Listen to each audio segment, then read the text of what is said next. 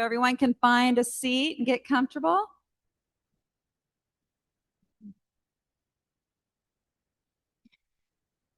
Wow, you guys got quiet quickly. I'm impressed.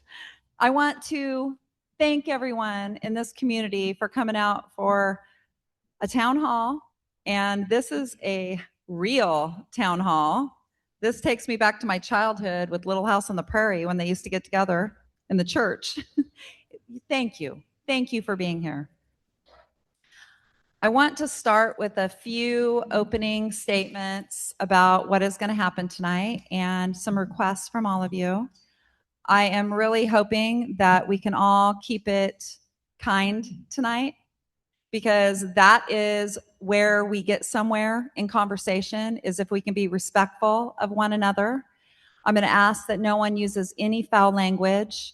I know that some of these issues can be a little bit tumultuous, and believe me, I completely understand, we all do, that you're passionate, but if you can please eliminate any foul language, because we are broadcasting this on Canon D, and there are FCC regulations, and you do not want our local radio station to get stuck with any kind of fine, because they are doing a public service tonight to broadcast this to people that are not maybe technologically inclined and can't find it any other place except for the radio. So we want them to go ahead and keep doing that for us in the future when we have other town halls. I want to acknowledge that everyone that is here tonight is a volunteer. You are not required to be here, so I want to thank you for your participation in tonight's event, because it is really important to all of us to hear what our community has to say about these issues. And we are taking this very seriously. And everyone that speaks or is here just in presence of support of this, they're important to us. With that being said, we do realize that everyone does have a First Amendment right to say whatever they want. But again, I'm asking that you keep it respectful and know that we are not the enemy. We are all in this together. We're all one community, and we're trying to work together to resolve our budget issues. And all these people up here have the right to walk out. They don't have to listen. And so, with the same respect that we would give any one of you, we're asking that you will give these members of the committee and the council the same respect. All right? Council President Greg Irvin would like to say a couple words. Well, thank you. I just want to recognize the importance and the gravity of a night like tonight, where we're all here to, maybe for the first time in the history that I'm aware of in Cottage Grove, have this opportunity to get a sense and a feel from residents and those who call Cottage Grove home about what priorities you as a community hold. So it's a thing that we've coveted as a council and councils before, of really truly getting a sense of the priorities in a community. And so I want to thank you for showing up, answering the call, coming on a Thursday when the sun is out still, and being here. And to that end, just not to duplicate what's been said, but essentially what we're faced with, there's a finite pot of money that is tax revenue that comes through the property taxes primarily, that we have to allocate to also a limited number of services that are provided. In this process, the budget process, is to say what proportion of the finite resource goes to these limited services. So that's what we're trying to discern. And while context is really important around how each person that's going to speak tonight has arrived at the value that they're placing in that priority, I'm going to be listening for that balance and where that is. And so with that, I think we're going to launch into it. Believe we just get going. So here we are. One more thing. I would like to have the budget committee introduce themselves, if I could.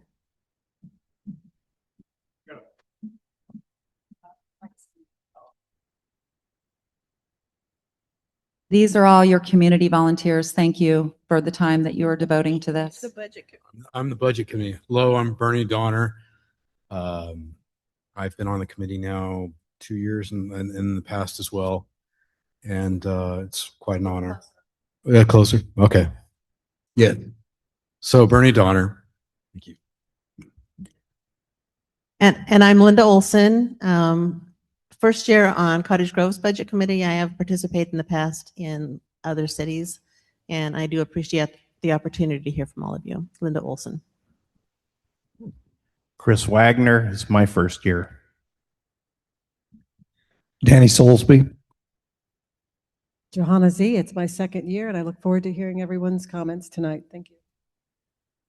My name is Ryan Birdsey. This is my first year on the budget committee, and honored to be part of this process and looking forward to this evening. Thank you for being here.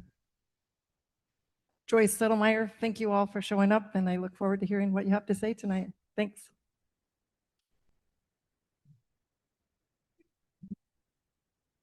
And we have Cindy Wildryer on the end there. She was not wanting to introduce herself, but we would like to acknowledge you, Cindy. All right. Will the recorder please call the roll?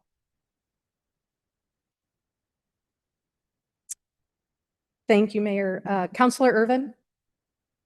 Here. Councillor Heinck?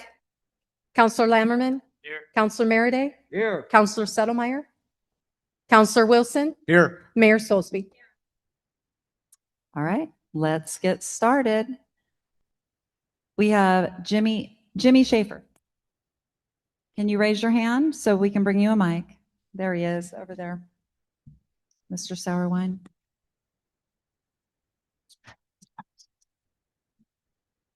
Just think of me as Phil Donahue.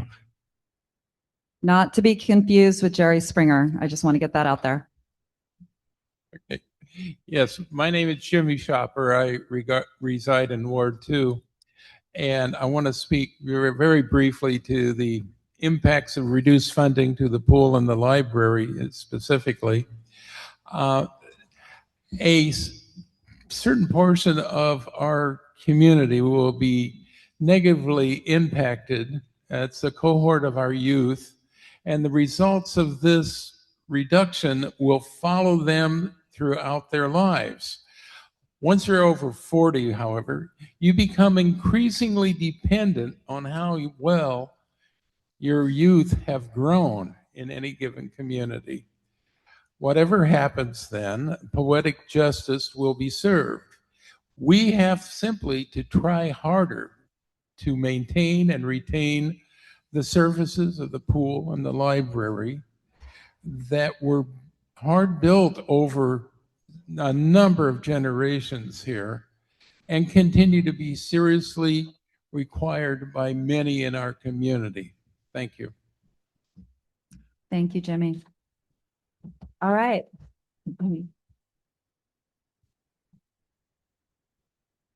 If you could stand, that would be really helpful for us, just so we can see you. That would be perfect. Roberta Hall. And if you stand, raise your hand so that Mr. there. Oh, you're not speaking. Okay. Oh, I also must say, I believe that it is possible that some of you thought this was a sign-up sheet when you walked in the door and may not want to speak. And so if that is the case, just do what Roberta did and say, no, thank you.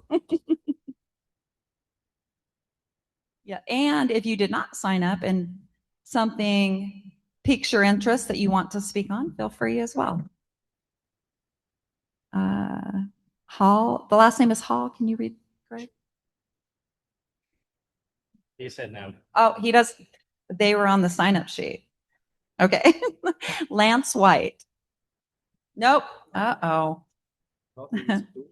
Wow. There is a gentleman over here. Ellen Bridges. Oh, hold on. Let us get you a mic so that it'll go through to Canon D as well.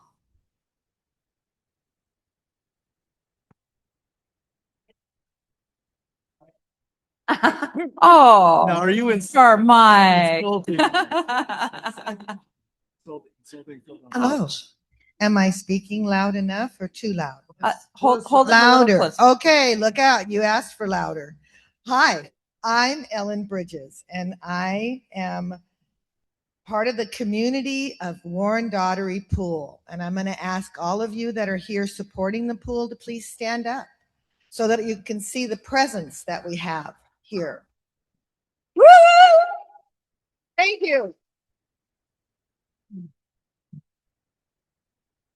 I wrote a whole speech here, but as you can see, the enthusiasm is in the room.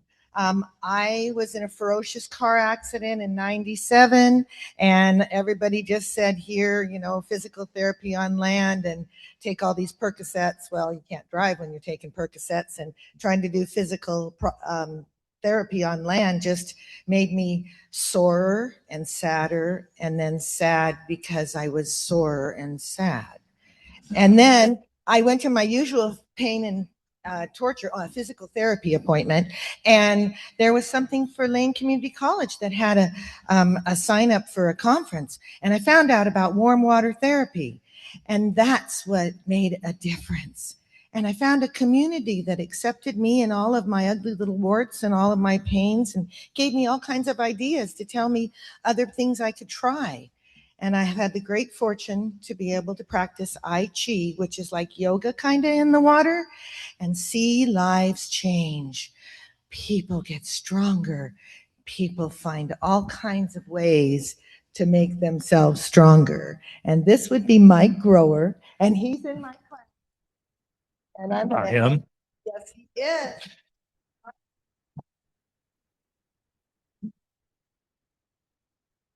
I started going to the pool in about 1956, long time ago when the pool was not covered and there was a deep end and a shallow end.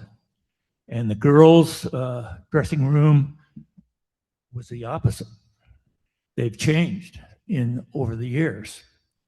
But what I have found, the older I get, and I see that I'm not the youngest spring chicken in here, we suffer from arthritis and all kinds of pain. And I tell you from my own experience that the pool is wonderful. I go there 3 times a week. It takes care of a lot of the pain that I have, and the insurance company pays for most of it. So I really can't complain. We've had that pool a long time. I remember the first time I went to it. Some of you folks might know him, Wally Cicchetti. He gave me free admission if I watered the flowers out front. So I have a background with this pool. I've been going to it for a long, long time. And I was fortunate enough to be the chief of police here in Cottage Grove for a long, long time. And what? Oh, I live in Ward 1 now. But it's kind of exercise and that kind of fluidity, and what makes us get old, and it doesn't matter how old you are or how young you are, is when we stop moving. And so we just want to thank you for all your dedication and all of the things that you're doing for our community, because we care about each other. And this, you can't have this kind of safety and love without people really caring. And so thank you for what you're doing. Do you want to add anything, Mike? Merry Christmas.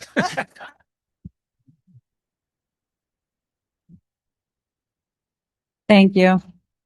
All right. One thing I did fail to mention was there is a 3-minute per person, and I'm not saying anything. You guys were well under it. Don't worry.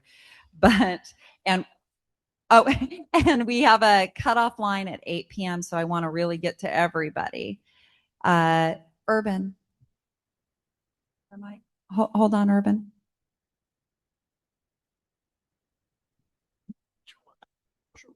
Okay, I think it was the last city council meeting, you had the lady from CIS making a couple statements. So as I understand, CIS is the insurance company for the city. Okay.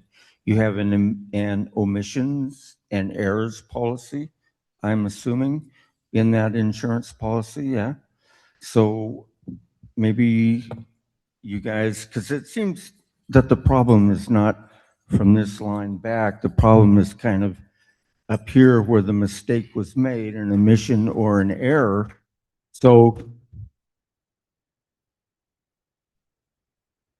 So maybe you need to make an application to CIS to get the money out to help. I'm here for the library. I'm sorry about the swimming pool, but it seems like there was a major error or omission.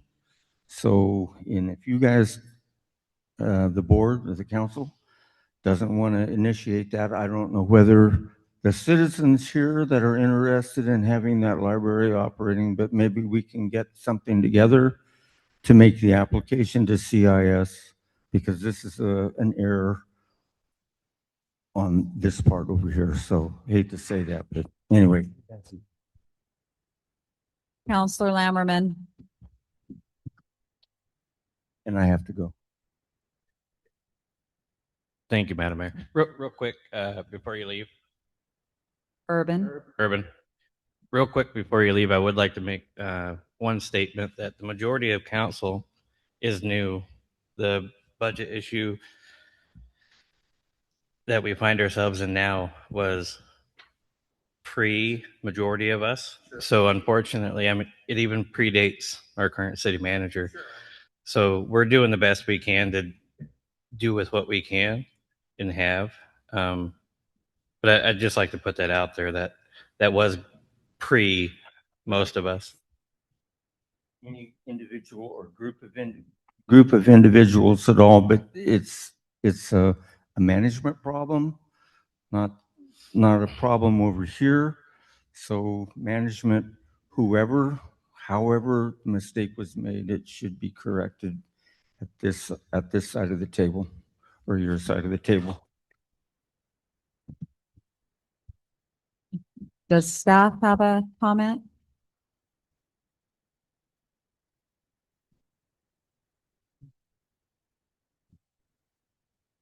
Well, good evening. I don't know all of you. My name is Mike Sauerwein. I'm the city manager for the city of Cottage Grove. Can you hear me? Okay, hear me now? I'm the city manager for the city of Cottage Grove.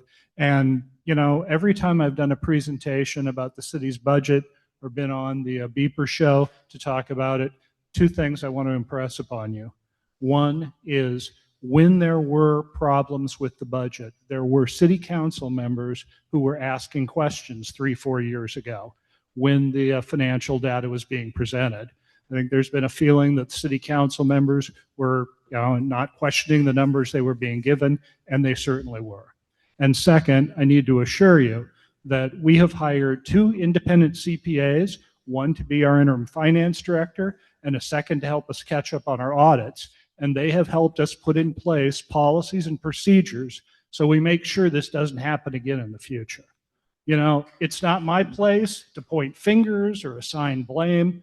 Quite frankly, we are where we are and we go forward from here. But I want to assure you that we take this extremely seriously, and we have brought in a team to help us develop policies and procedures, and we have implemented them.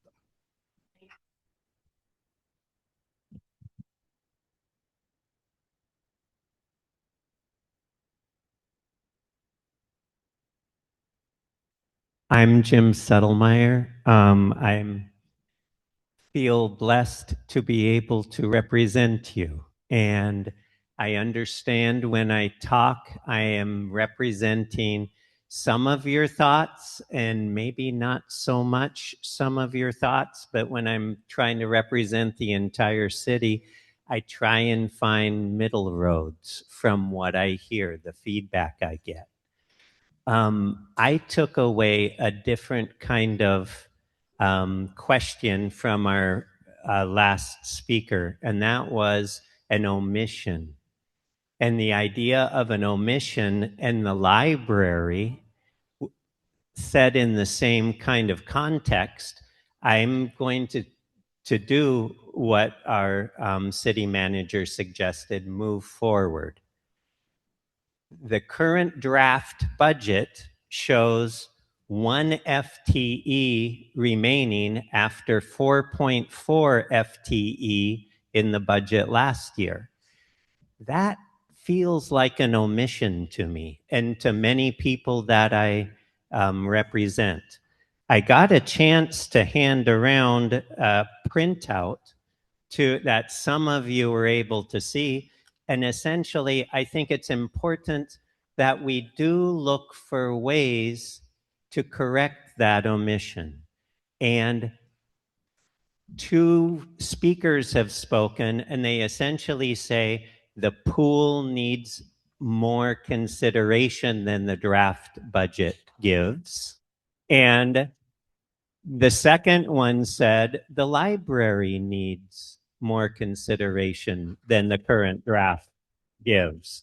So the city manager has said that if us as a group, the budget committee as a whole, requests that we look for reallocation possibilities in the current draft budget in the sum of $190,000. About $100,000 of that can put in 2.7 positions back into the library. Now, if we're looking at what we had last year, this is still a deep cut. But and whether that's the right number, I hope we talk about it. But it's maybe enough to look at other possibilities moving forward. And it sure feels like a lot more significant ground to stand on moving forward for the library. The other 90,000 that I recommend goes into, it's called community promotions. I don't quite know, it feels like it should say more, but that is where the pool is. That's where the spirit of BMD is. That is where funding for the Chamber of Commerce is. That's where funding for community sharing, the Family Relief Nursery. There's many things that are tucked in there, and it was drastically cut in the current draft budget also. So I hope that this group gets an opportunity to hear from our city staff what other ways we can divvy up this budget that we're stuck with and make it maybe a little bit more equitable. There's many, many important services we have in this town. We're not going to be fully able to go through with what we were able to last year. But I hope none of them get gouged so that we essentially totally lose some of the services.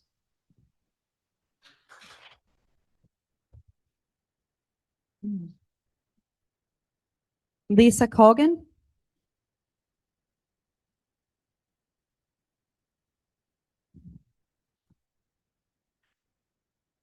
Hi, my name is Lisa Colgan. I live at the north end of town, and I'm speaking tonight as a member of the Cottage Grove Friends of Democracy and a supporter of the Cottage Grove Public Library. I hope and believe that you do want to find a reasonable solution to the city's budget crisis. And to do that, you need credible, accurate information, not magical thinking or false equivalencies. For example, I've heard Sutherland, Oregon raised as a shining example of a city that has adopted a successful all-volunteer library and a model that we should follow. Well, according to an article in the Oregon Statesman Journal from November 8th, 2024, Sutherland was voted the the worst city in Oregon. Do we really want to be compared with the worst of anything? There are more fact-based reasons why the Sutherland Cottage Grove comparison doesn't work. Sutherland's median household income is $43,750.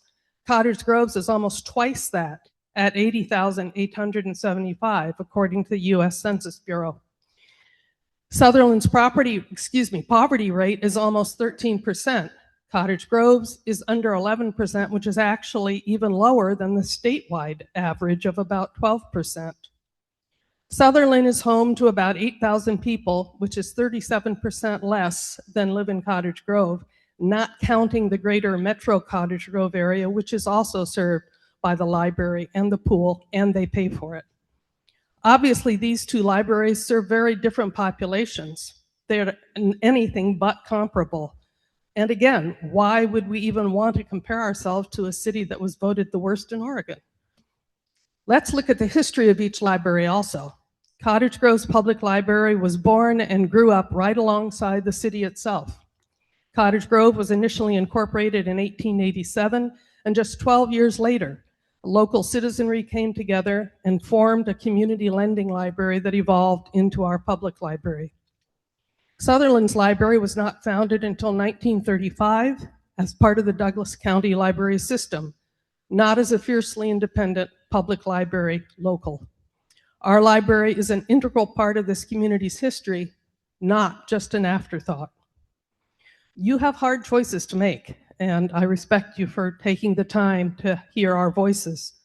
I support your efforts to make reasonable accommodations that spread the pain of the budget cuts equitably, but I and others here tonight don't support making a 56% cut to a single valued institution that accounts for just 4% of the total budget.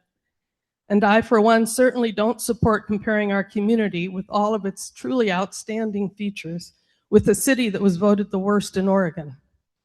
Please go back to the drawing board and come up with a way to preserve our library rather than trying to force it into a financial corset that will squeeze the life right out of it. We are ready, willing, and able to help come up with other options. Just ask. All right. I just want to remind everyone before you speak, please, if you don't know your ward, that's not a problem, but just say if you're in the city limits or outside the city limits would be helpful for us. Thank you. All right. Fred Colgan.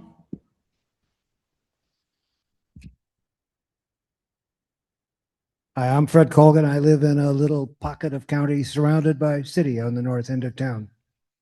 On Tuesday evening, one member of the budget committee said they thought the leftovers in the library budget after over 50% cuts was generous. Seriously? Generous? I really beg to differ. I can be generous with my time or my money because they're mine to give. And everybody in the room here is being generous with their time by participating in local democracy. And you all are uber generous with your time in serving this community, and we appreciate it. But I don't think the concept of generosity applies to public officials spending the community's money. If you all can be generous to some, then when you withhold that to others, the opposite applies. I went to the library today, and with the librarian's help, found A Tale of Two Cities with Charles Dickens. He was a wordsmith who spent a lot of time and had a lot to say about generosity and its opposite. He used words like miserliness, stinginess, indifference, and my favorite, misanthropy. So what's in the middle? As a friend of democracy, I would suggest equitability. Councilor Settlemyre suggested on Tuesday and again tonight that you all look for budget crisis solutions that keep our town whole and share the pain of cuts equally across government. Equitability. We want you all to grapple with this budget and arrive at a different plan than the draft of extreme cuts. The library will not survive that level of surgery. That outcome is unacceptable. Please let us help you. I'll finish again by helping you decision makers read the room and ask who is here at least partly in support of the library.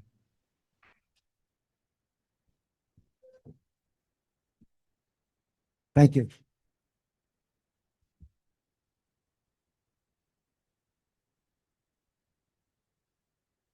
Mr. Sauerwein, the Budget Committee would like a mic.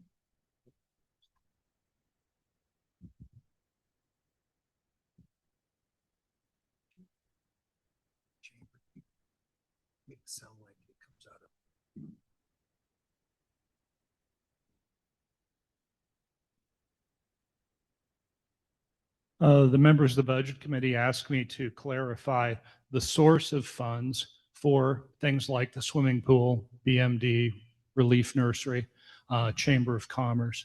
The city receives about $100,000 a year in what we call transient room taxes. That's when somebody stays in a motel in Cottage Grove and they check out in the morning and they pay their taxes. Now, we don't know exactly how much we're going to receive each year because we don't know how many people are going to stay in the motels. But, you know, based on history, it's about $100,000. In the past years, the city has also taken $100,000 of property taxes and added it into that to cover the cost of all of the programs that are in the, I think as somebody pointed out, kind of weirdly named community promotions. In this year, we simply did not have the property taxes to do that. Now, for the transient room taxes, by state law, we are required to give about 50% of that to the Chamber of Commerce or another agency, some cities it's a Visitor and Convention Bureau, that they use to promote tourism. So we get quarterly payments from the state for our transient room taxes.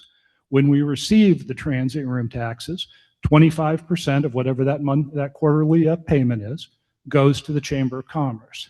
In addition, we give them $18,000 of the transient room tax dollars to manage the Visitor and Convention Bureau. You know, that's the visitor center. Everybody know Georgia, the person who's running our Chamber of Commerce back there? So that's where the funding comes from. And so again, just to be clear, the money that is in this year in the community promotions is all transient room tax dollars. And by state law, 50% of that needs to go to promoting tourism within the community. So that leaves us about $50,000 for other purposes. In past years, we have taken $100,000 of property tax money, added it to that for a total of $200,000 being available within the community promotions. Does that make sense to everybody? I mean,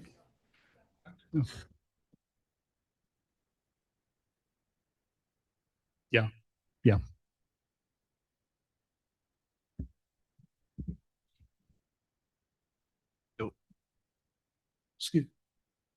So we're broadcasting this. This is being broadcast, so we need to make sure you have a microphone when you talk, or they people won't be able to listening on hear the you. other end have to hear through that mic. Sorry, where did the property taxes go? How did you get a reduction in collection in property taxes? Oh, Taxes usually go up. Rent always goes up because property taxes go up. the amount of property taxes that the city receives does go up each year. It goes up about $250,000. I don't know the exact numbers in front of me, and that's the property tax revenue. As we've talked about, we've had some financial challenges this year, and in past years, we've been able to take $100,000 of our property taxes and put it into the community promotions, along with the $100,000 of transient room taxes, for a total of $200,000. This year, we only had the $100,000 in the community promotions that came from the transient room taxes. Where did the property taxes go then? The other general fund programs, everything from the library to the police department. All right, let's move on to the next person. Kellen Lanier. Right back. Should have stayed here. It's Lignier. Lignier. Yeah. I am Kellen Lignier. I live a mile and a half from City Hall on Cottage Grove, Lorraine Road. I live a mile and a half from City Hall, but I am not within the city limits. I am here representing the members of the Row River Grange. The Grange stands for many things. It supports inclusivity, sustainability, prosperity, education, and personal growth. It values social service and community history and tradition. The Row River Grange is dedicated to the betterment of the members of the community it supports. Our public library shares those values as it is a place for people to learn and have access to seeds to grow their own self-resilience, to have tech help and services they need to apply for jobs, to conduct their business, to build their prosperity. It is a place that is a partner in history which promotes our town's cultural identity and distinguishes us from other small towns. It has a youth program to help foster literacy in children and give them social skills necessary to navigate an increasingly complicated world. It has programs that build community in an era marked by epidemic loneliness. It has a seed library, which is an important asset that fosters both the spirit of generosity but also ecological and social growth. Because the library has and does these things, it is imperative that it keeps its well-trained staff to continue programming and hours for community access. The expertise in managing seed and historical collections, children's programming, and delivering technological help and services is something that cannot be replaced by volunteers. Cottage Grove Library is a part of its heritage of generosity and goodwill of this town and deserves funding and staff to continue for the public benefit. Volunteers are happily part of the library and always will be. However, volunteers cannot transact, help people with computers, or shoulder the responsibility as a paid employee does. Relying on one head librarian to accomplish all of these essential tasks while recruiting, training, and coordinating a team of volunteers who may or may not show up is not reality-based vision.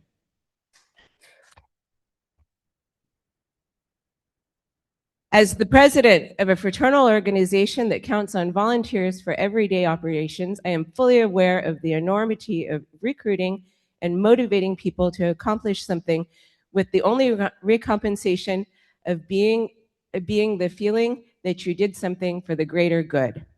Grangers are good at that.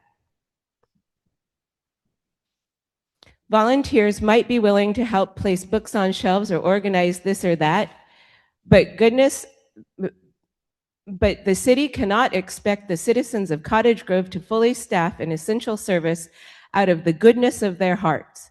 Overseeing the team of volunteers would take tremendous amount of time from paid staff who already carries an impossible job description.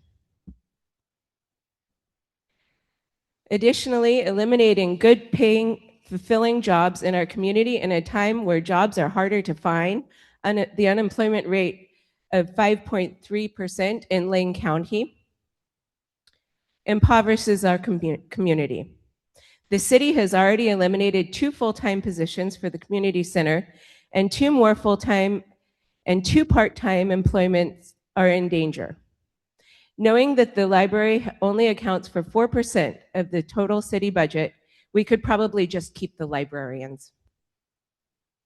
Finally, the library serves more than the population of Cottage Grove, but it also serves the people of Darina, the unincorporated communities, London, Lorraine, and Lorraine, who consider Cottage Grove their hometown. That's a population of 10,190 people who live in rural areas outside of the city, who come into town to buy gas, to eat at restaurants, to transact with other businesses, and yes, to go to the library. The city's manager, the mayor, the city council members, and likely the city accountant have a responsibility to the population they represent. They have a responsibility to fund our essential public assets and to keep accurate accounts of the money they bring in and pay out. You cannot correct this mistake by eliminating good jobs, and excellent services for the population, and you must find a different way. I have this letter, and it's signed by most of the members. Some are ill and they could not attend. Another thing I wanted to say that supporting the pool is and the library is not mutually exclusive. We also support the pool, but we needed to focus on one issue.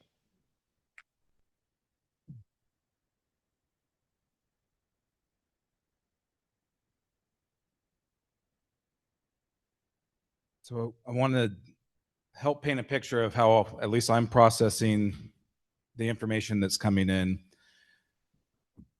and where to fit it. I'm really listening for where the trade-off, where the preference and trade-off is. So we have a tax system that basically caps tax revenue increases, which I think is great as a taxpayer. But what it doesn't do is keep up with the cost of providing services. So it's, anybody that has looked at a property tax bill knows that there's a difference between the assessed value and the market value. The assessed value is what the percentage that you're paying taxes off of, where the market value goes up quite a bit. So whether you're for that or against that is not really the point of this, but it does mean that we're really limited in additional revenue to provide the same number of services. So the majority of the city's budget are the people, the great people that we have that love Cottage Grove, that work for it, our public works, our public, the defenders, I guess, is one of them, but the maintenance crews, the police department, the librarian, all of the people in the administration of the city. So the staff are professional staff, and they have a lot of opportunities everywhere else because they are professionals and it's a competitive market. So that creates one thing. Materials and services go up just like they do for us, the petroleum based products, which are so many, and the things that we have to contract out. We have a lot of constraints there. What I'm trying to say is revenues are being outpaced by expenses in general. Yes, it was exacerbated by failures in accounting to record on both sides of the ledger. Effectively, what happened there was that projects started to get done that needed to be done, but they got done in advance of when they should have because the department heads thought they had more money than they did. So it's not like they were wasted. There are actual benefits to doing projects when costs are lower. It's just that the money wasn't there. So we're in a constraint of not enough money. It's not that there's anything just being held back and we could just grant more money to fill these roles. So we are in a trade-off scenario. So I'm really listening for what should we give up to, and in what proportion going forward, because this isn't just a one-year fix. This is the trajectory, and it actually gets worse because the revenue does not keep up with the expenses on the steepness of the graph. So trade-offs and additional revenue sources. You don't fix problems by cutting. That's a death spiral. So I would love to hear what suggestions come from what additional resources to fund the programs that we rely on and the services. I'd also like to explain in a very quick manner, because I want to get to everyone. I'm not sure if everyone completely understands exactly what happened with this budget. And a lot of people that I've seen on Facebook have a completely different idea than what truly happened. There is no missing money. There was no stolen money, nothing with fraud or anything like that. What actually happened was that a property was purchased by the city and they recorded it as an asset, but did not record the debt.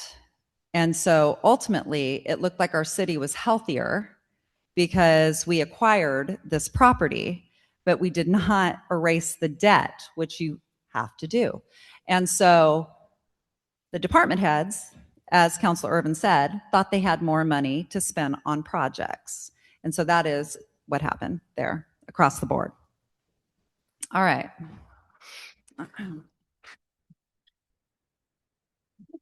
Jessica Bittner? Mike? Here he comes.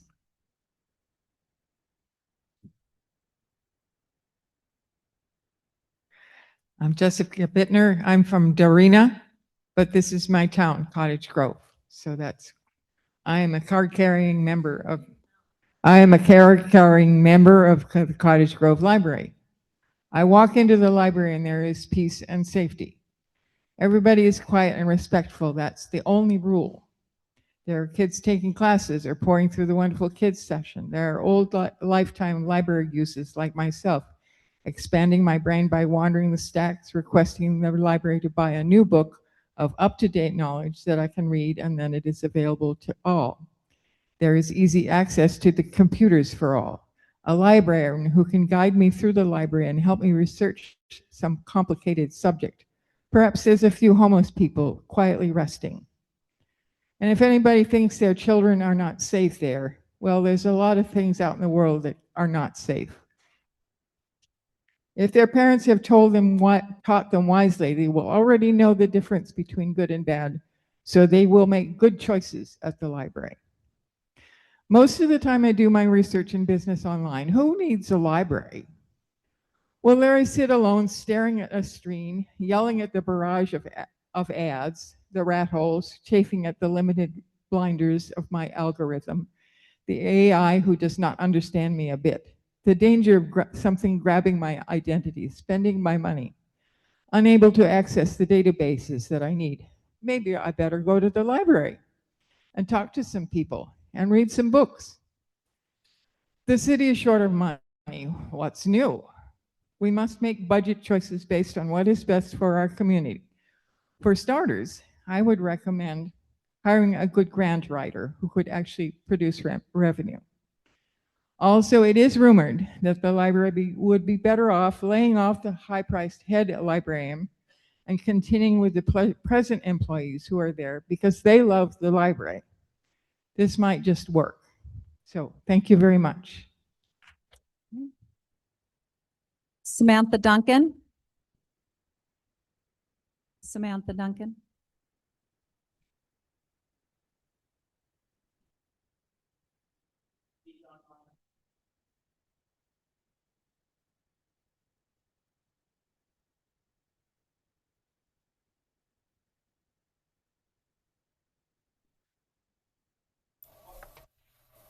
Can you hear me? Oh, can you hear me?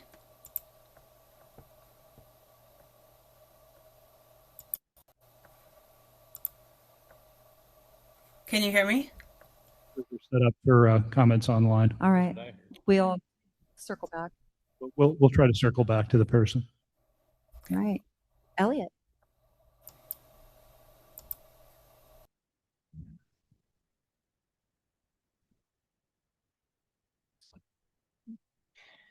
I'm Andrew Elliott, and I'm the co-chair of the Friends of the Warren Dorrit Aquatic Center. I live in Cottage Grove, Ward 1, in a beautiful historical neighborhood. I am grateful to the citizens of Cottage Grove from all walks of life who in the early 1950s went door to door to raise funds to build a swimming pool that would serve everyone in our community. And our pool opened in 1955. You started in 1956, I think. Throughout the various changes the pool has undergone, all the way to our amazing present-day facility, the pool has been supported by citizens, by generous foundations who've seen the value of investing in our community, by the City of Cottage Grove, and by its current owner, the South Lane School District. Our aquatic center welcomes everyone, babies and school district kids learning to swim, high school athletes, young people seeking a safe place to be with their friends on a summer day, those seeking fitness to prevent illness and increase well-being, and those managing physical ailments or recovering from injury. It is a place to make and nurture friendships. And the Aquatic Center brings both business and prestige to Cottage Grove. It is a vital part of the health of our community, and it is why my wife and I chose to retire here. But now, with both school district and city budgets under severe strain, we are struggling to keep the doors open. At best, user fees will be increased, classes and open hours will be reduced, and staffing is at risk. And at worst, as a lifelong swimmer, in my senior years, I've joined the many people who need the pool for health as much as enjoyment. I can't imagine living here without the pool. As the Friends of the Warren Doherty Aquatic Center, with over 300 people on our mailing list, we are dedicated to ongoing collaboration with the city and with the school district to keep the center's doors open to all. There's more. As part of that commitment, we will be launching a fundraising campaign to do our part. It will take all of us, pool users, their family and friends, Cottage Grove alumni, benevolent foundations, and of course the city, to help us through these lean years. I think I'm going to ask all the pool supporters to stand up once again. I just want to see everybody again. And this can be anybody. You don't have to have a t-shirt. Okay, thank you. But Andrew, are you selling those t-shirts? Because maybe they should. Yeah, I think you're right. Okay. Last year I spoke before this committee and I said 2 words: thank you. Your committee had just unanimously voted to support the pool. You may not have known, but that was a continuation of 70 years of unbroken support. Tonight, we respectfully ask each member of the Budget Committee to consider the deep value that our Aquatic Center brings to the lives of the people of Cottage Grove and our surrounding communities. We ask that you fund our pool to the maximum that you are able. And I would agree to look into what Councilman Settlemyre is asking to do, and that's to look at reallocation of the budget as it stands.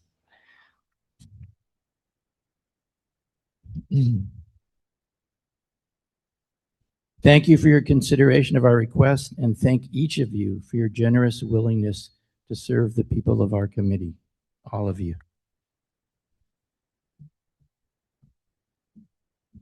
And finally, if you haven't been to the pool, please come down and experience it. Warm water on a cold day, cool water on a hot day. It's refreshing, it's energizing, it's healing, it's fun. You'll love it. Thank you. Thank you. All right. Someone has Samantha Duncan's comments that they're going to read. Will you raise your hand?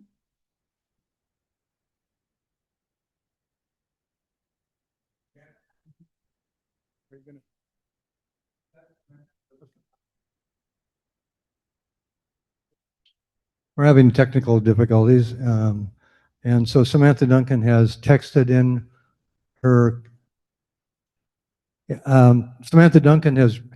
her comments. It's really tiny print and my eyes are old, so I'll do the best I can. First of all, I would like to thank the city manager and council members, city staff, and the budget committee for all of the work that has been done over the past few months under this very difficult circumstances. These are not easy decisions to make, so thank you. I've been a part of the Friends of the Cottage Grove Public Library for many years now, and in true Presbyterian fashion, when I came back home to Cottage Grove after receiving my master's in library science, I wasn't interested in public librarianship, but I was very supportive of a thriving public library that offers programming and resources for all ages and abilities. From its formation in 1980 to support the new library building, to the organization of the Book Brigade from the W.A. Woodard Memorial Library on 6th Street, to the current location through the pop-up library in the park during COVID, to the present day, the Friends of the Library have partnered with library staff and volunteers, as well as multiple community groups and organizations to provide programs, cultural events, early literacy, outreach and materials, subsidies for out-of-district library cards, and more. While the Friends can offer a great deal to support and enhance the library through fundraisers, grant writing, volunteer support, outreach to other organizations, and advocacy, we still need direction and guidance from library staff to do that work. I hope that the budget can ultimately support funding for more than one staff member. While we are very fortunate to have staff who are highly skilled, wonderful human beings with a significantly reduced budget, it will require more than one person to handle day-to-day operations smoothly and also continue quality programming and volunteer training and coordination. Thank you for your time. I appreciate your thoughtful consideration. Happy National Take Action for Libraries Day. All right, I'm gonna actually ask that we hold the applause because we have quite a few speakers to get through, and I want to hear everyone. We all want to hear everyone, and make sure that we all keep it to 3 minutes so that we can get through everyone. All right, Michelle Rose, over here, Mike.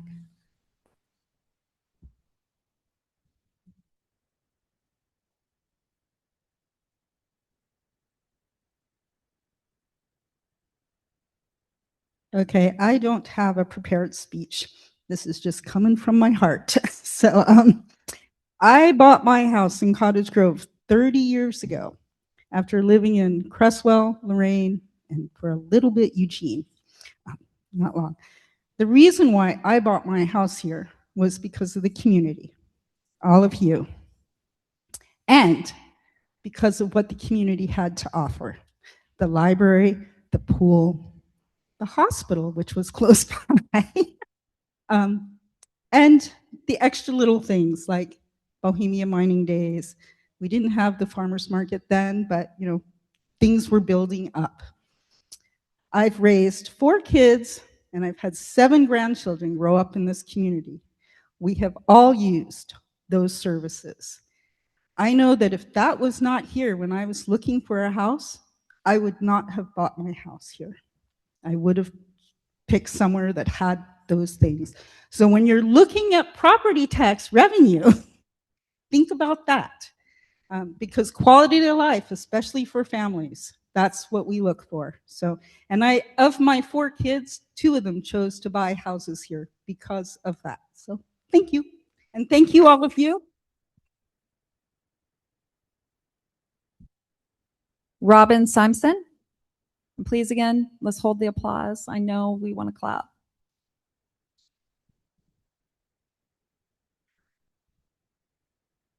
Hi, thank you for your service. I'm from Ward 4.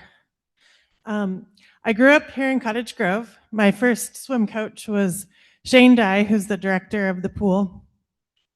And the pool was kind of a home away from home for me for doing sports there and working there. And I went off to college and came back about 17 years later to Cottage Grove. And guess what was the thing that made this town really feel like home again to me? It was the pool. We got a yearly membership and we were there like every day. Like my kids were learning to swim and I was helping teach swimming lessons, and they're both teenagers now and they're in water polo and swimming. And I swim there regularly. So one thing that I've noticed that I think is really important about the pool that after decades of experience with every program that they have there, is that all of the parts of this program have to be there to be, for the whole thing to be successful. So, for example, the high school program has to be really strong in order to have enough staff, enough lifeguards, enough swim teachers. The middle school and elementary swim teams have to be strong in order for the high school team to be strong. And then the same thing with swim lessons. We need, well, of course, swimming lessons is for safety too. And of course, we need the seniors. Like someone mentioned, they bring in a lot of revenue, and they're a joy to have around. They're always a blessing. And so I think that it's really important that we give consideration to the pool, because all of these programs are not only interdependent, they're also very well attended. We have really high participation rates in everything that we do at the pool. And so our daily participation, I think, is a really important consideration when we're thinking about where to allocate from. So I don't want to say I want to take money from so-and-so, but I think that the pool I would really like to see the pool get the full consideration that it needs in order for the whole thing to be successful. I think we need all of its parts to continue. And I think that all of its parts have very high participation, especially for a town our size. So I'm a fan of the pool. Thank you. Christina Shu.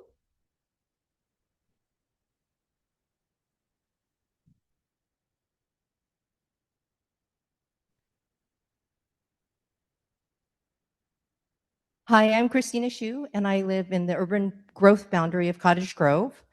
And it feels especially fitting to be here speaking about the importance of our library during National Library Week, and especially on Take Action for Libraries Day.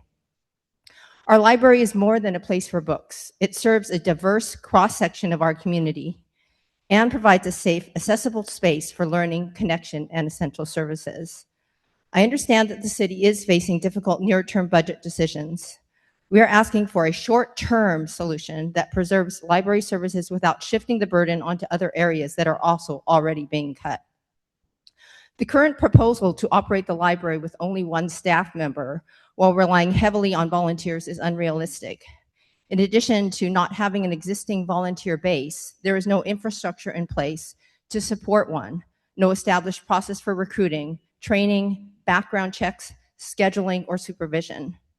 Under this model, the library would not be functional or reliable. If that one staff member is sick, on vacation, or unavailable for any reason, the library would have to close. If volunteers do not show up, programs do not happen. These cuts would not preserve library services. They would put the library on a path towards permanent closure. I appreciate Councillor Settlemeyer's pursuit of an alternative budget model that has 2.7 operational staff in the short term. And I would also like to see with a long-term plan to restore at least 3 staff supported by a strong volunteer infrastructure, community partnerships, and new revenue sources. At the same time that existing services are being reduced, the city is supporting new initiatives like Wall Dogs that will depend on fundraising, public resources, and in-kind community support. In a zero-sum environment, those efforts inevitably compete with urgent existing needs, such as maintaining our library services. Thank you. Alex Dreer.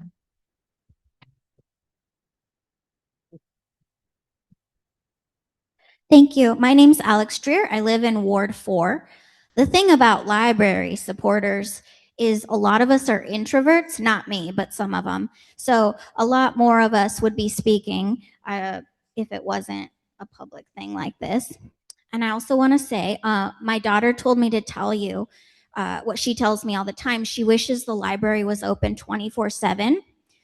So I hope we can find a happy medium between her desire of 24/7, and I guess she wants to live there, and what we currently have now. As someone who works for a local government and manages a budget of public funds for a living, I do have thoughts on the trade-offs. First of all, I want to say that we're all here because we support our community, and we're telling you what we value and what we'd like to see our public dollars invested in. And we're ready to come to the table. Thank you. I think we need leadership and unifying force so we can actually have these so-called intellectually honest conversations. My thoughts, looking at your budget, you have municipal court. You don't need a municipal court. You can send people to Lane County Circuit Court. That's $212,000. I don't know how much it costs to send them to Circuit Court. The Circuit Court is open the first and third Thursday of the month. When I was on city council, I observed circuit court, and they said I was only the second counselor to ever do that. As you'll hear the Judge Fisher say, most people don't show up. And it's mostly dealing with, it's entirely misdemeanors. They're not even like high crimes and treason or felonies or child abuse. It's like that one lady who shoplifts a Red Bull every week from Safeway, and Safeway will prosecute shoplifters because they have to send a message. We don't need that. And so there's your library budget right there. You don't need a municipal court. You also have some sort of newfangled, thank you. You have some middle management position that's like a community and economic development director, manager / building supervisor, but you're still hiring for a building permit person. I don't know what that is. I think you should look at your middle management when you're looking to save funds. Also look at your fees. The Armory is a wonderful building. We don't recoup the cost of what it takes to operate the Armory in the fees, but we have people willing to pay to use this event venue. It should be an enterprise fund that fully pencils out. So look at your fee structure. Same with the community center. You have a lot of opportunity to pay for rent of some of those spaces in there and make those fees. You haven't explored all the revenue generating options, and I'm happy to talk. I think this community is ready to talk about revenue generating options and what we're willing to pay for.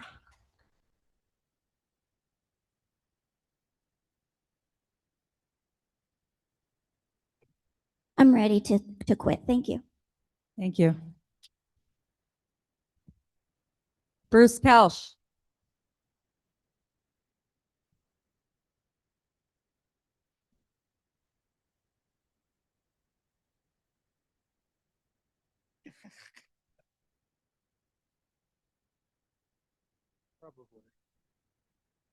Thank you.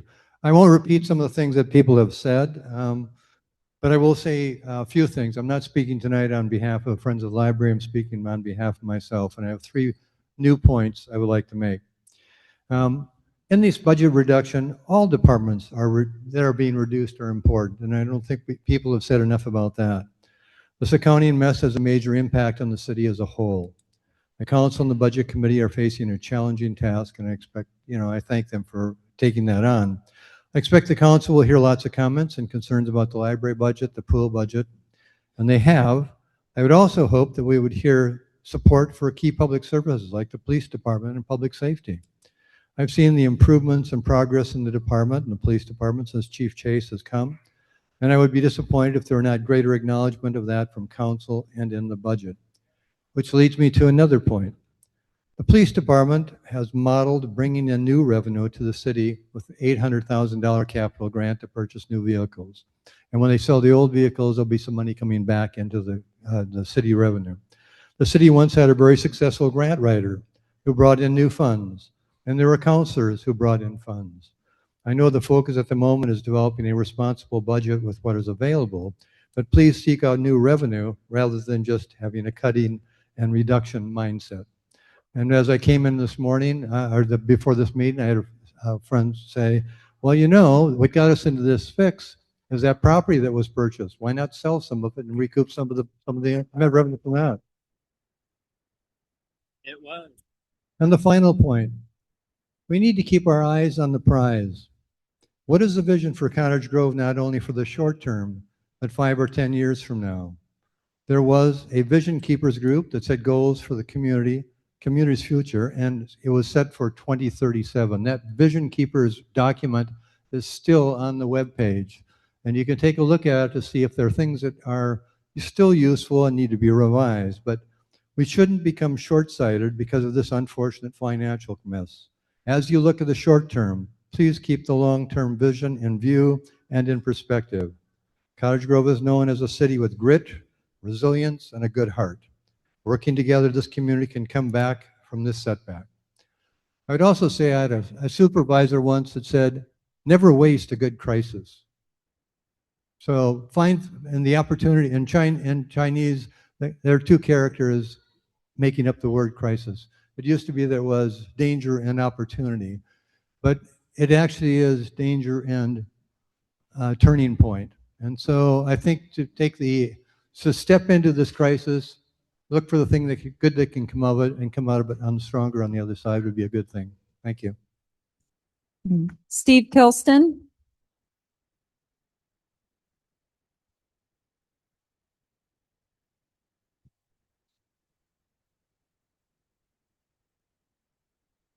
Mike up front.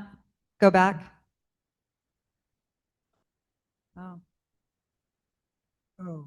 Oh. It's Kilston. Sorry. Sorry. Steve Kilston. Sorry.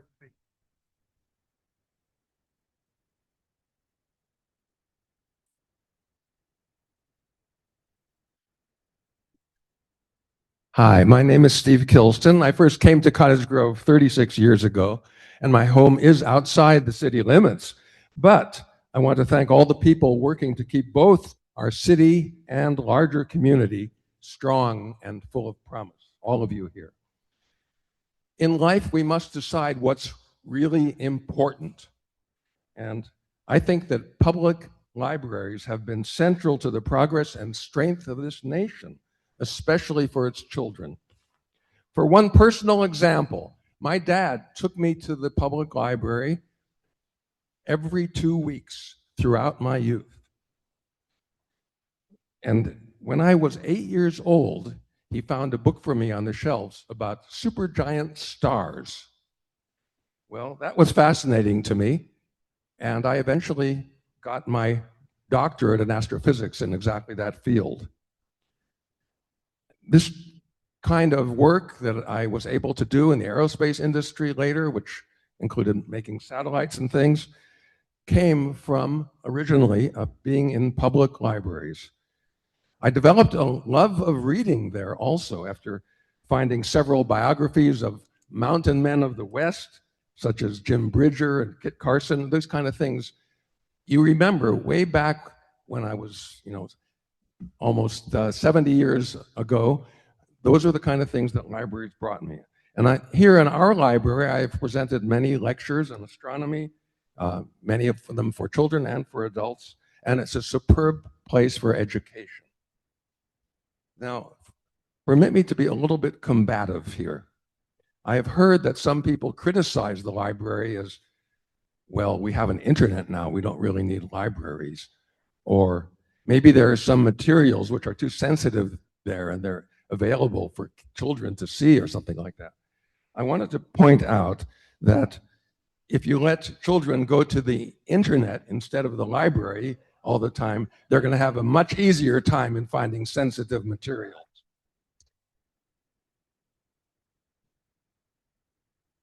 Anyway, in conclusion, having a vibrant library gives our town a public image as a town respecting knowledge rather than ignorance. And I thank you all for giving me a chance to share my views and maybe for listening to them. Thank you. Elaine Burns. Elaine Burns. Anyway. Good evening, everyone. Thank you so much for your service. I'll try not to blast your ears out. I am Elaine Burns. I live in Ward 1, and I've owned my home since 1989. I have been going around the city for the last couple of weeks looking at am I too loud for you? Okay, thank you. I think I am too. I've been going around the city noticing the signs, the construction signs and the pylons and the cones, and I count how long they've been there. And I struggle with the desire to come and deposit them at the city council meeting. Because if we cannot manage the small minutia of what we do as a city with our signs, with the crooked double yellow lines that are now down our main street, what kind of trust does that say? I'm not willing to trust someone who can't get the lines straight. I overheard the two guys saying, do you think maybe we should have practiced with this machine before we did the lines down Main Street? Okay. I would not berate at all the job that you guys do. I am impressed. To be of service is a large commitment. So thank you. Number one. This is for the National Library Week proclamation. Whereas libraries spark creativity, fuel imagination, and inspire lifelong learning, offering a space where individuals of all ages can explore new ideas and be drawn to new possibilities. And Number two.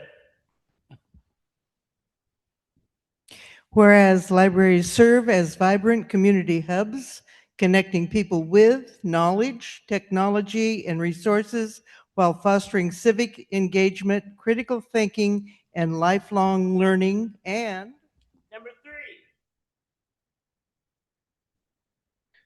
Whereas libraries provide free and equitable access to books, digital tools, and innovative programming, which ensure that all individuals, regardless of background, have the support they need to learn, connect, and thrive.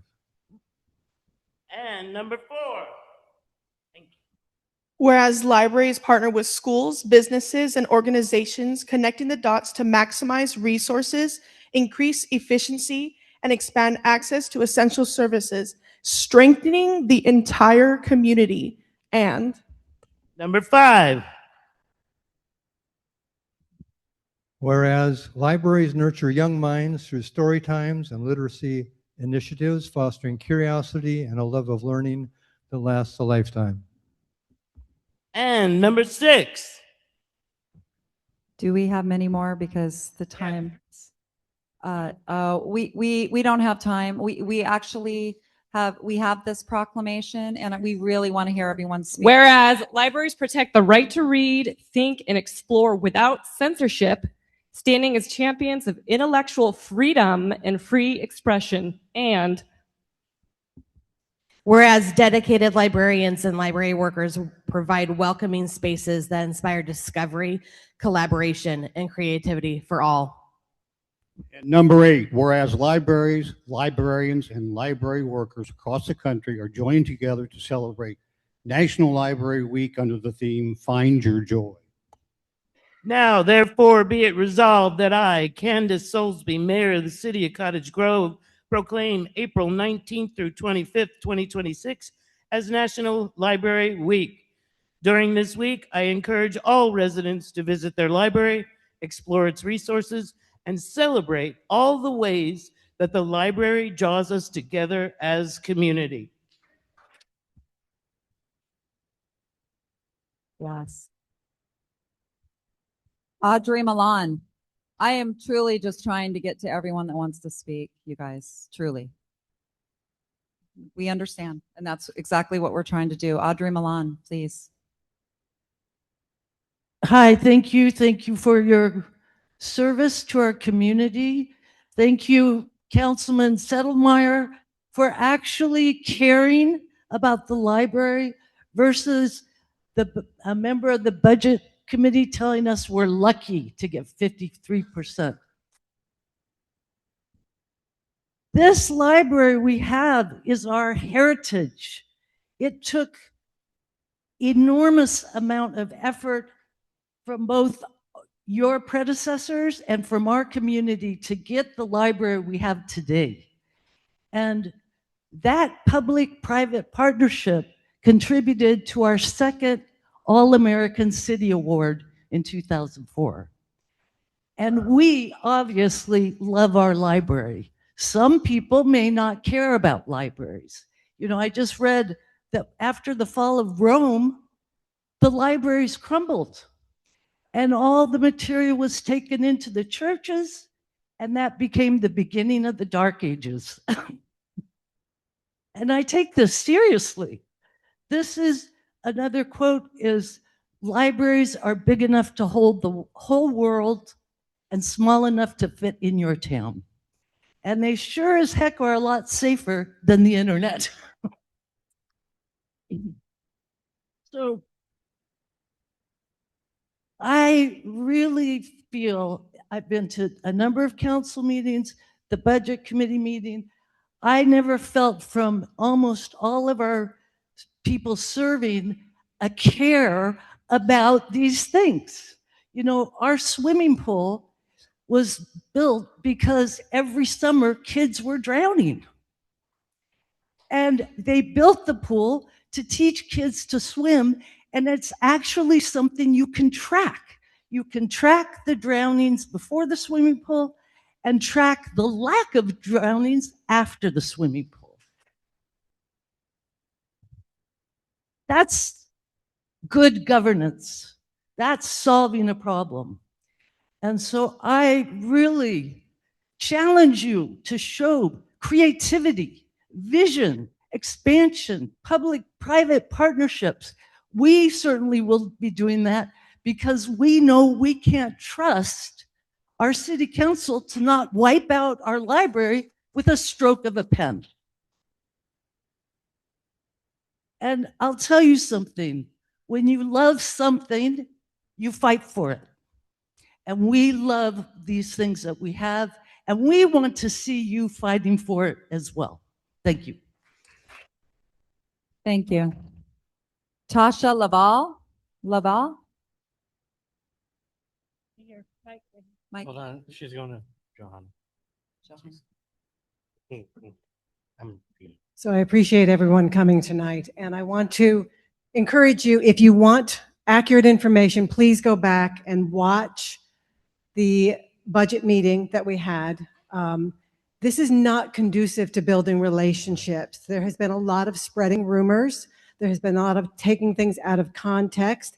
There has been a lot of betrayal of relationships. Fred, you guys have my number. Call me if you have a question. So the comment that I made, just to be clear, I don't think any of us knew what was in that packet before we got this. No one colluded to cut the budget on the library. This is something the staff put together, and then they present to council and the budget. We're getting this, we're hashing this over. Typically, at the first budget meeting, decisions are made with the general fund already. The decision was made to have this meeting, to have this conversation. It doesn't help to attack people. It doesn't help to take things out of context, to spread rumors. It's like you're shooting yourself in the foot. Many of us would be fighting for the same things that you're fighting for, but stop attacking the people up here is what I'm saying. Stop spreading rumors or spreading lies about things that are not accurate. We want to work. We want to hear. I have had people approach me and say, hey, I want to talk about the library and the pool. And I said, great, I'd love to. Let's sit down and have these conversations. I automatically say, I love the library. So please, people are pointing at me and the story keeps changing and getting worse about things that I've said.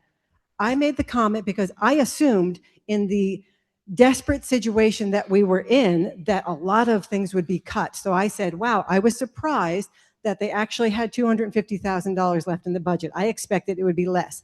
That was my comment. I thought that was generous of what they did because I assumed that would be one of the things that would be cut. They talked about it a year ago that this might be an issue. So I'm here listening. I expected an opportunity for the council to respond to questions and things, and I'm not hearing that. And I would invite you, if you have questions about it, go online, look at the budget yourself, ask questions, have conversations, reach out to any one of us and share your thoughts on how we can work this, because we're still trying to figure it out at the same time,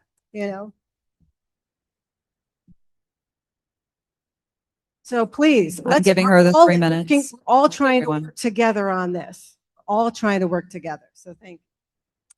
Thank you. All right. Tasha Laval?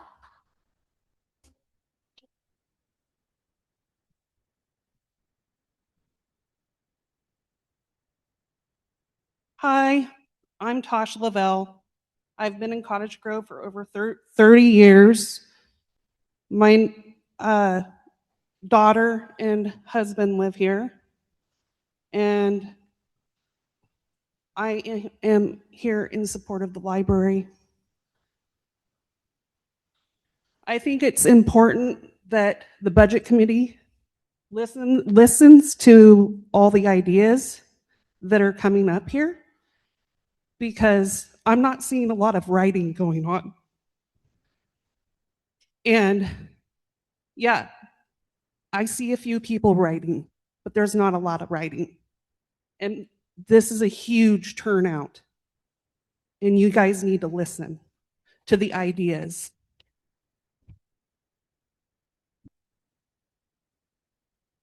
You guys keep it down. Be respectful, please. Thank you. Thank you. Is it Margaret Pattison?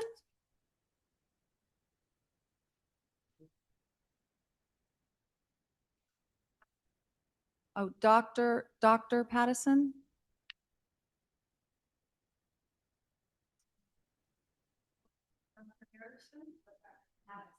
Pattison. Yeah. Maybe she left. Okay, we can circle back. Brittany Smith?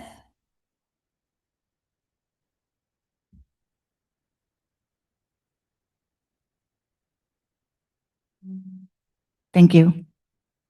Good evening, Mayor, council members, budget committee members, and neighbors. My name is Brittany Smith. I'm a Cottage Grove resident. I live up London outside of the city, but I am a business owner and my business is right downtown. And I am a member of the Grange, a proud member of the Grange, and a member of this community. I am here tonight not just to defend the library and pool, but to say clearly that there are better, smarter, and more responsible ways to address this budget crisis than gutting some of the most important public spaces we have. Yes, this is a real budget problem. I understand that. I'm not standing here pretending money magically appears because we care enough. I understand difficult decisions have to be made. But let's be honest about what happened here. This community did not create this mess. The public did not cause the delayed audits. The public did not cause the missing financial data. The public did not cause the accounting failures. And yet now the people of Cottage Grove are being asked to pay for those failures by losing access to services that hold this town together. That is wrong. And that is what makes it worse is that these are not luxury services. These are not extras. These are not shining little nice to haves. We can casually toss overboard when the ships start taking on water. The library is not a luxury. The pool is not a luxury. They are community infrastructure. The library is literacy. It is internet access. It's children's programs, job searching, public meeting place. It's one of the few places left where people can simply exist without being expected to spend money. It is a place where people learn, connect, recover, regroup, remain human in a world that it increasingly asks them to pay just to take up space. And as a person in active recovery, I want to say something plainly that may not show up neatly on a spreadsheet. The library and pool are sober spaces in a boozy town. That matters. In a town where alcohol is everywhere, sober public spaces are not optional. They are a part of community health. They are a part of prevention. They are a part of public safety. Not everyone can go sit in a bar. Not everyone wants to. Not everyone is safe there. Not everyone has money to spend just to be somewhere.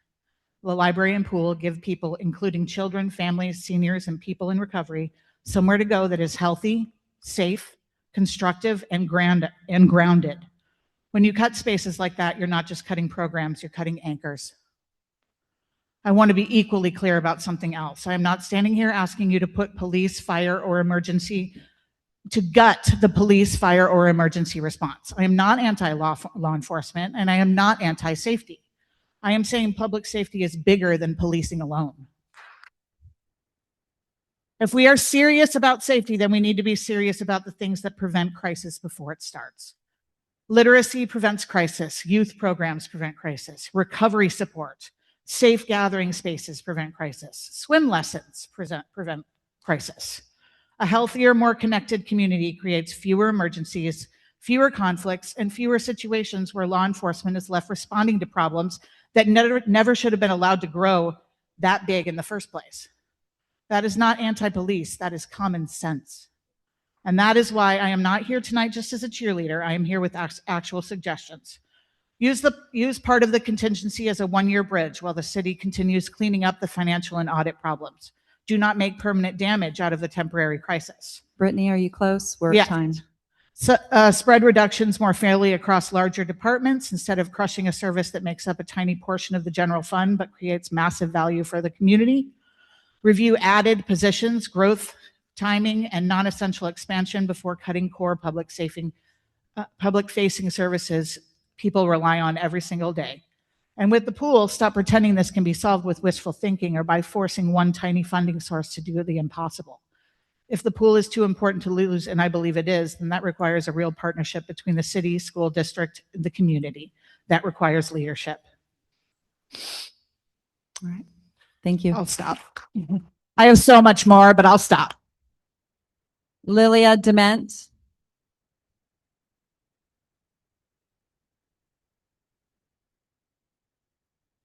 Lilia.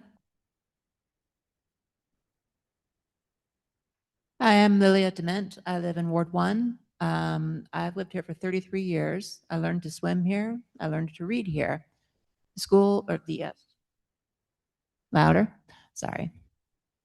The pool and the library are very important, and I'm just here to speak in support of them. I could say the things others have said about why they're important, but everyone here knows that. They should be the last things that we consider cutting, not the first, and nowhere near the first.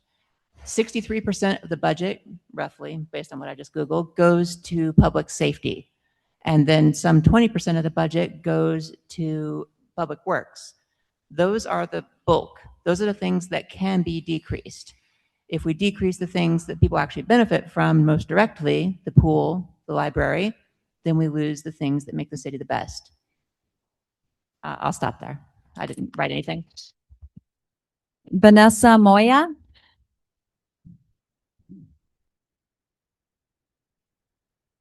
Thank you. I am Vanessa Moya. I'm a resident of Ward 4.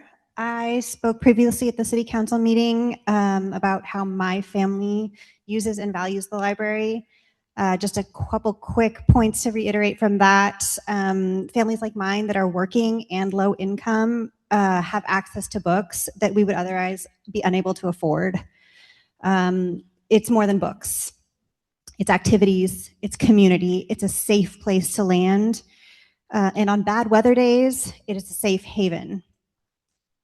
In addition, libraries represent knowledge and the fact that everyone should have access to knowledge regardless of who they are, what they look like, how they live, or how much they make.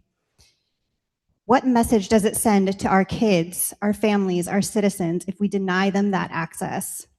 I ask, what are our values as a community? As a person who manages public funds, I understand the complex puzzle that a balanced budget can be, but I challenge the city to hear its citizens, look around, hear our citizens, and find a different way that does not restrict our community's access to knowledge. Thank you. Greg Moser. Behind you, Mike.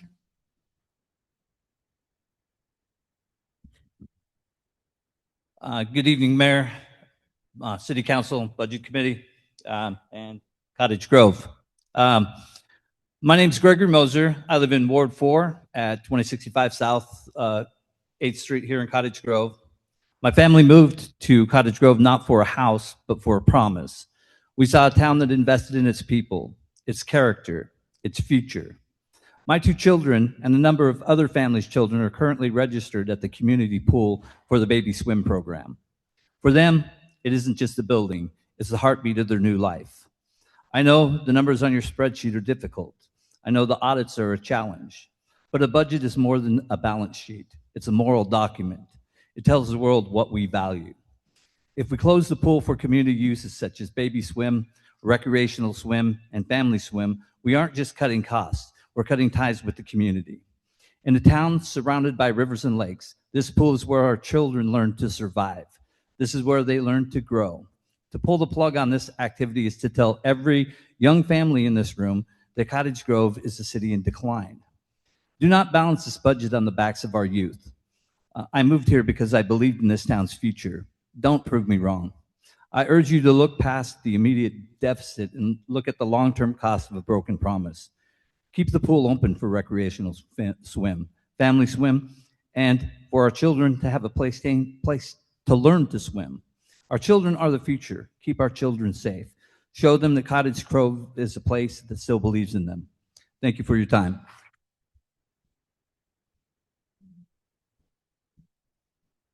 Rosalie Jewel.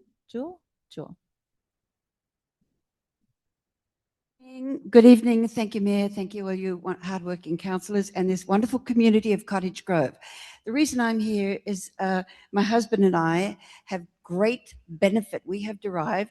Bionic hips, knees, shoulders, everything in our swim community. The young people, when you see them come in the pool, they can't swim. They get a lesson. We see these children who are growing up in this community grow with confidence and strength. And that's what we want to see in our young people. You see so many seniors here. My gosh, we're the backbone of the community when you look around. Really, come on. So we've been here since '89. We moved into Cottage Grove 5 years ago. I recently could not have done something without this swimming pool, our wonderful Sherry, and all the teachers. I was able to take a trip walking mountains, hills, monasteries way up in the mountains of the Himalayas. I was able to do this because I have been swimming 2 or 3 times a week for the past 3 years. I want to say, as an encouragement, if you're not in the pool, get down there and take a class and swim. I don't want to take more time, but I do want to stand up for the community, for the library, for the youth, and for the seniors of this community who benefit more than you young people will ever know. But you're going to get there where we are. So keep the library and keep the pool.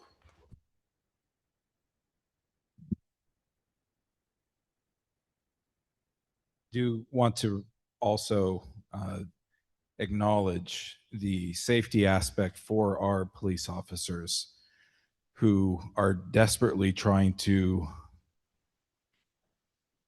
be available at all times with very limited resource. I mean, we hear it from our fire department, we've heard it from our police, where a chief is doing patrol work. It's that. So this is one of those aspects, all of these things, you know, just to reiterate, they're trade-offs. And so I do want to just share appreciation for our police and what they're quietly enduring and putting in so much work at their own peril for this community.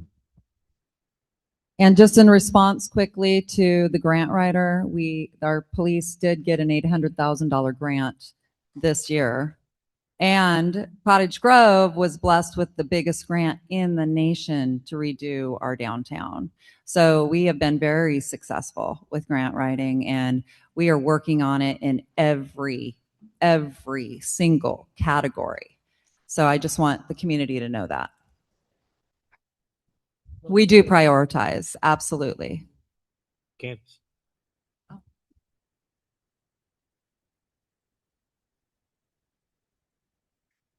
So as Council President Irvin has pointed out, we are having to look at balances, and one of the key concepts that comes up is there's ways to adjust a budget. There's to cut cost, or there's to increase revenues. One option that the council would have would be impose a utility fee. So I'm going to warn you, your utilities will increase next year by a little over $10. But this is only for Cottage Grove utility payers.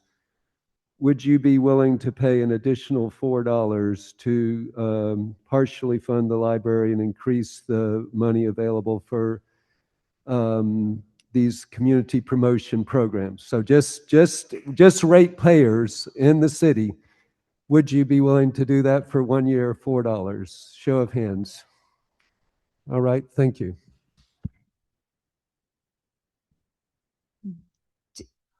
David Pretchell.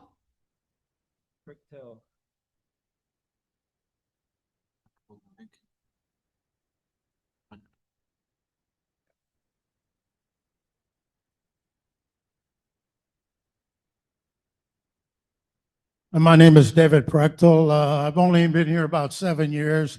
I wish to frequently attend some of these council meetings. I will not repeat some of the reiterate some of the support that we have here. It's obvious.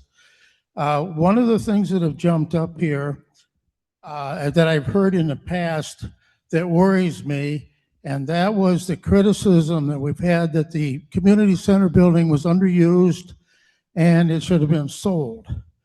Then the other thing was talking about serving this building. I will tell you, you sell a building and you'll never replace it.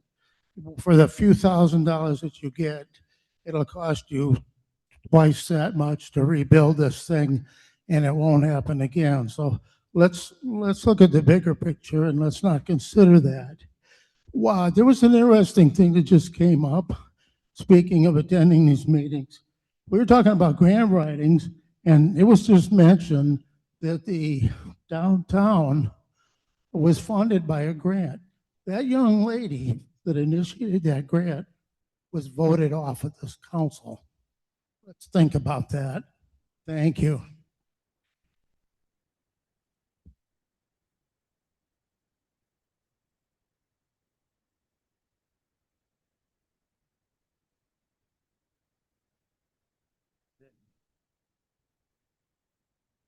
I have to go down the list, sir. Sorry. Christina Hubbard.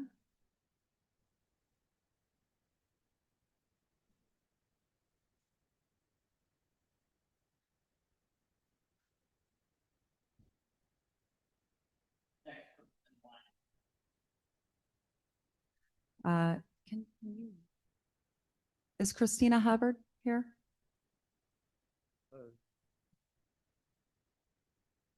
She didn't want to hear what other people had to say. I don't see. We're trying to decipher this name.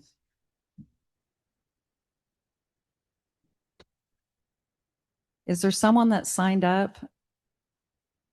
That Who wrote in hieroglyphics? I bet you it's a doctor. it looks like the last part of the name is Rush.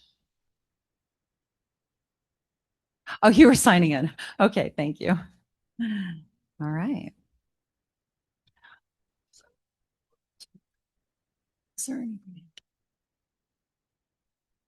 So, all right, let's do a little. We have just a few minutes. We have probably time for 3 more. Show of hands. All right, Mike, right here.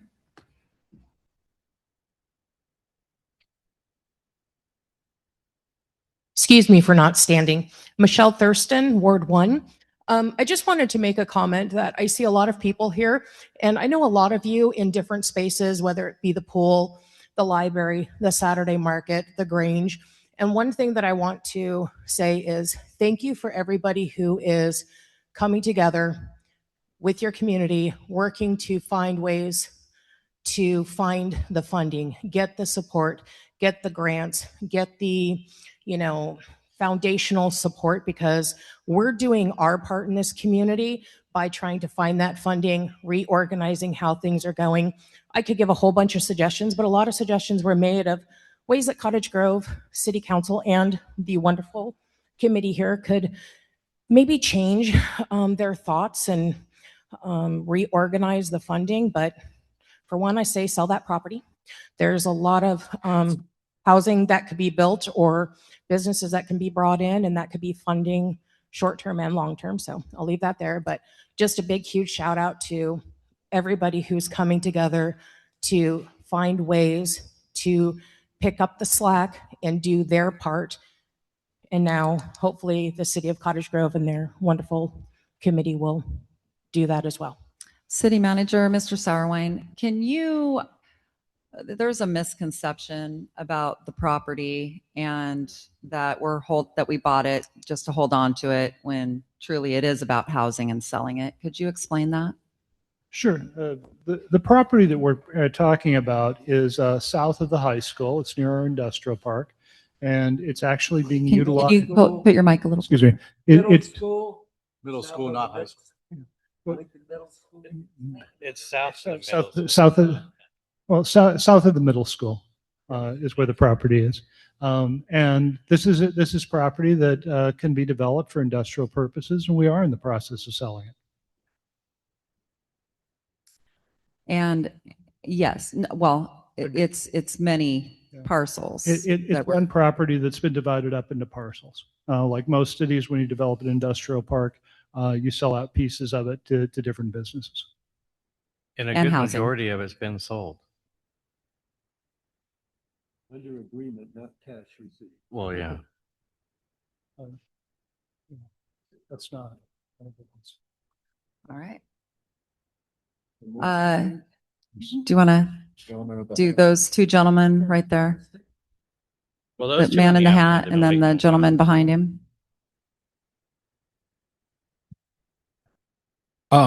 I just wanted to debate, kind of going back to our founding fathers, Bill of Rights, Constitution, Benjamin Franklin, who we all know was the person responsible for public libraries. Just a few things that he said about that was that access and pursuit, it strengthens the intellectual independence of Americans. So not only is the library important for democracy and getting people informed on how to go about doing their things, the last thing that he kind of added to that was that libraries are the colleges for the common man. The people in this community who can't afford the elite colleges and all that stuff depend on the library, as well as the elderly who don't have computers to access things or people trying to find jobs. Lastly, I just wanted to kind of just run over this. It seems like the budget for the police department is 4.1 million. It's grown from 1.5 million from 2020 to 2.9 million. And I appreciate the police. I really do. I think you guys do an incredibly hard job. I just am kind of confused to why 200,000 couldn't be cut from that to fund the library or the pool. It's a lot of money going to the police, and I understand you guys do a hard job, and crime gets worse all the time, especially when we're in a world where people can't afford things. They steal, they do different things. It's history. It's been that way throughout history. When people are downtrodden, they end up committing more crime. But I just don't understand why we couldn't do some kind of budget to cut a couple $100,000 out to fund the library instead. That's all. Okay, we'll take one more.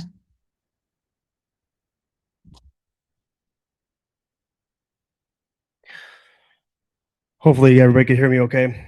My name is Ryan. I live outside of the city, but I try to be as much a part of the city as much as I can. I appreciated that all of you up there. I don't find that there is a line between us, as we are all here for the community. So that is important, I think, to clarify. You guys are appreciated. As a community, we should have grace as well, I believe, and we should all come together when, maybe even when an accounting error happens. And sometimes it may happen in people's families, and it's time to come together in moments like these and find solutions.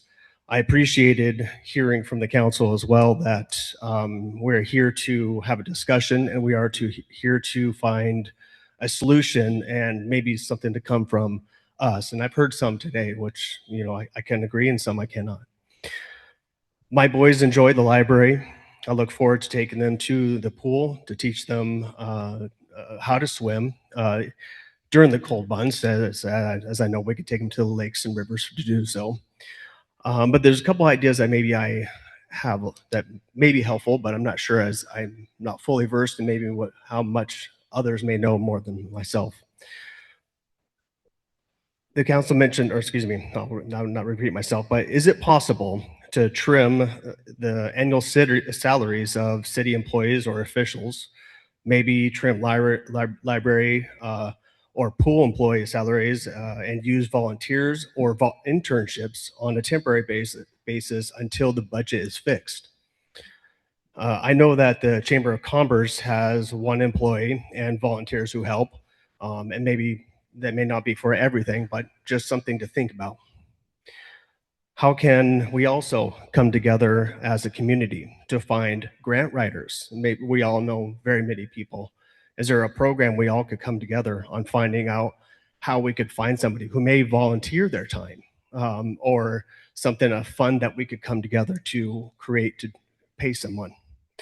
These are just a couple ideas I have. I just want to throw it to you guys and see if these are possible, or if you could answer our questions or my questions. I'll answer something right now just to get it off the table. Chamber of Commerce is not run by the city. It's a membership is what pays that. Fire department as well. They have their own fire district, so it is not city. Thank you. All right. May I just one Pennsylvania, first time caller, long time resident. Just could the city council and members look at other projects that maybe could be postponed? I know things will get expensive over time, but just look at projects this year and next year and maybe rejuggle them. I want to assure you that we actually are doing that. Everything is put on hold. Council. Yeah, I do want to mention this. Look at the street budget this year. It's almost non-existent. So, I mean, and there's a lot of capital projects that have been just delayed, which is going to have consequences for our infrastructure. So great ideas. A lot of that is baked into this budget. I would encourage folks, I believe we have, maybe they've been passed out, but copies of the budget. We do have a bit of time before there's actually, we have to adopt it. So the time between now and that point in time, which I think July 1st, but there'll be a meeting before that to actually vote on it. Reach out to all of us that you can. I know all of our information is public, is on the city website, and share those ideas, and then we can probably get down into the weeds of what those impacts might be. But really want to just share appreciation for everyone coming out tonight, and some of us I know will probably stick around and be able to talk one-on-one. Next budget meeting. Next budget meeting. Next committee meeting. Announce. When is it? 30th. Next Thursday. Thursday. Yeah. A week from Thursday. A week from Thursday is the next committee meeting. Week from last Thursday. It's the 30th. Yes. And I do want to express appreciation for every one of you coming out tonight and sharing your ideas. We really appreciate it. And also thank you for not using any bad language so that our dear Cameron Wrighton can indeed is not fined at all. We really appreciate that. And want to thank our budget committee members from the public. We know that your time is valuable. Thank you for sharing your evening with us and all of council and city staff. This is a long day for you. We really appreciate you. Thank you. I would just like to remind us all that our city manager has agreed to discuss with staff about potentially reallocation of funds. I think you have given us a lot to consider about whether or not we should vote on our next meeting to listen to the city manager and staff's recommendations. I just want to go on record as saying nothing would be easy to cut from to get these funds, but I hope that we stay whole as a town.